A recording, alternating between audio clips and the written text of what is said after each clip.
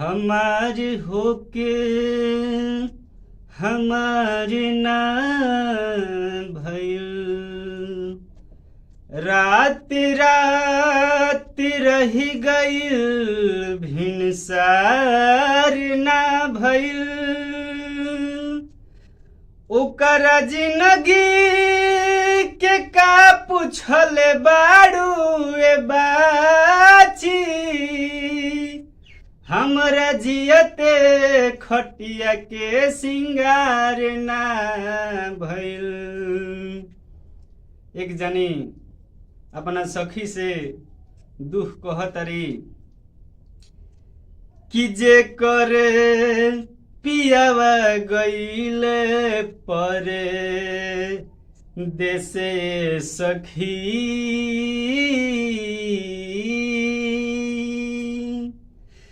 जे करे बलमा गईले परे देसे सखी, ओ करे ससुरा से नीक नई हरवे बाज करे बलमा गईले परे देसे सखी, ओ करे ससुरा से नीक नई हरवे बाज करे बलमा गईले परे देसे सखी।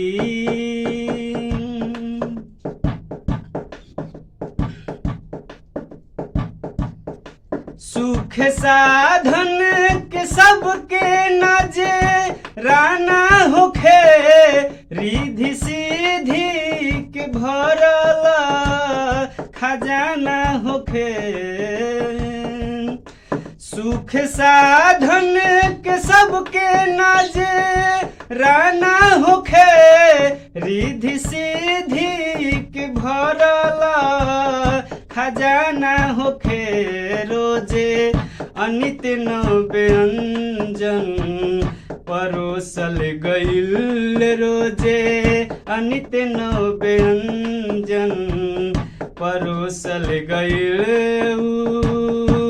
अमृत के घूंटी जहरवे बाजे करे बलमा गईले परे देसे सखी, ओ करे ससुरा से नीक नाई हरवे बाजे करे बलमा गईले परे देसे सखी।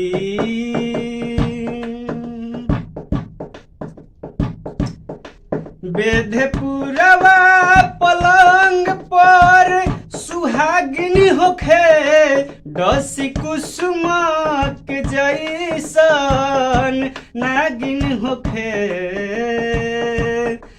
बेधपुरवा पलंग पर सुहागिन होखे, डसी कुसुम के जैसन नागिन होखे।